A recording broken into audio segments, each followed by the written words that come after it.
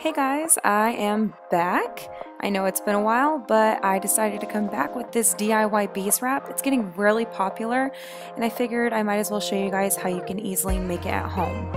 So let's start off with the things that you're going to be needing, and this is a very short list, trust me. First, you're going to need 100% organic cotton. This is just a fitted sheet that I mistakenly bought for a project that I was doing around my house, and I might as well have kept it because I knew I was going to use it, and here I am using it.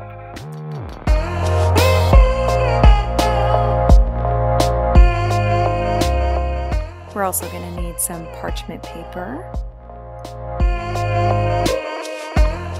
Obviously, we're going to need some beeswax. I found it in this kind of shape of a gold bar. I got it at this store that sells a lot of things in bulk. And this is actually a lot easier to handle than if you were to have like this really big block of beeswax. We also need some pinking shears. You can find these at craft stores.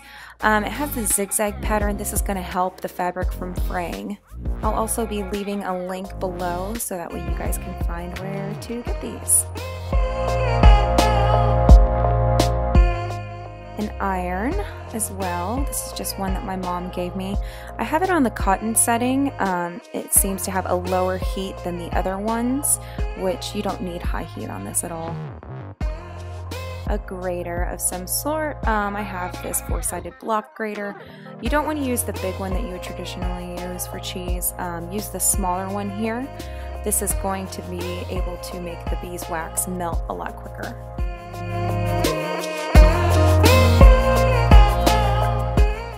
Okay, so let's get started. Obviously, like I said, this is a fitted sheet, so I'm not going to be needing this elastic part. I did save it just in case if I wanted to make like some headbands or something weird like that. So right here I'm just taking some normal scissors and cutting at my own will. The shape doesn't have to be perfect. You can always just round off the edges or square it up with your pinking shears like I am here. So I'm just going for it, and then I'm making squares, which seems like it would be easier for me to do than a circle. So the beauty about making this at home is that you can do whatever size or shape that you actually want. You can even use whatever pattern of fabric you like.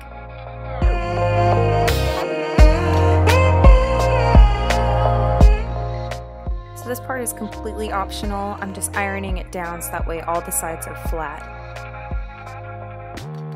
And then you want to take your parchment paper and fold it in half. This is a lot easier than using two separate sheets. So then you want to take your grater and your beeswax and just grate it diagonally. You'll get the longest strands out of this. So take your sheet, and then once you get what looks like Justin Timberlake's hair in the 90s, then you can just evenly distribute it all over your sheet. I do a couple of pats on the grater so that way I can make sure it comes loose, but you can just pull it out and then just place it evenly.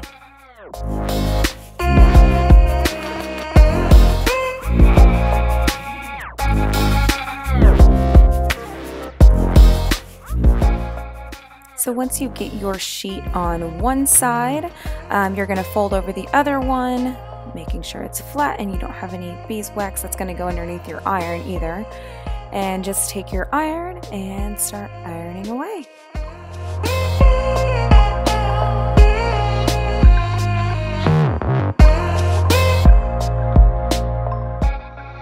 Here you can see me kind of pushing the beeswax to the sides that aren't getting saturated completely. It's actually really easy to do this. This is why it's okay if you don't have enough, because you can always go back in later.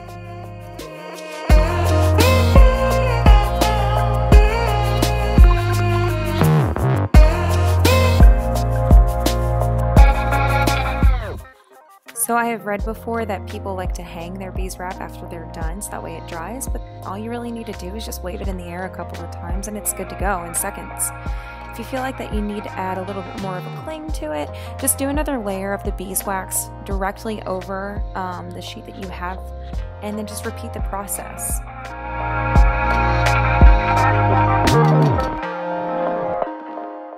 Now on your second layer, instead of holding down a lot firmer like you did the first time, do it a little bit lighter. That way you're not completely melting off the first layer. So on a bigger sheet, I just directly started grading it on there. And again, I'm not measuring it out, I'm just kind of eyeballing everything and spreading it out after I grade it. Now this is where I use 2 separate sheets, and I realized that it slides around a lot more until you get the beeswax melted.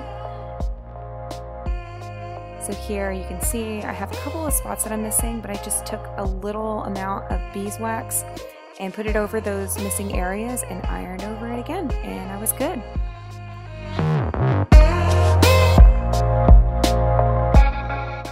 Now I know in some recipes people use jojoba oil, and that's actually going to help with antimicrobacterial properties as well too, but you really don't have to use it. It works just fine either way. And here I'm just showing you how to actually use it. You just use the warmth of your hands, kind of like you would for a press and seal. You do have to have a little bit more effort, but it's not that bad. And you can see that I am just shaking it pretty vigorously, and it is staying in.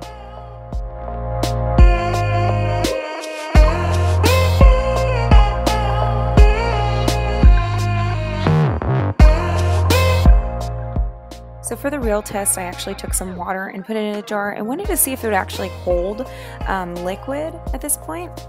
So I did the same thing. I noticed I wasn't sticking very well, so I had to warm up my hands just by rubbing them together. And using that, I tried to do like a little folding method to see if it would help stay. And it actually did, so fingers crossed before I flipped it over, and it worked. Now I did notice a little bit of leakage, so this wouldn't be something that you would want to just like seal up and then throw in your bag, not at all. So for caring for it, all you need to use is cold water. You don't want to use anything warmer because it's just going to melt the beeswax. And it is that simple, guys. Small amount of equipment, short amount of time, and that's all you need to make this bees wrap. If you guys liked what you saw, please hit the thumbs up. If you would like to see more videos like this, hit that subscribe button, and I will see you guys on the next video.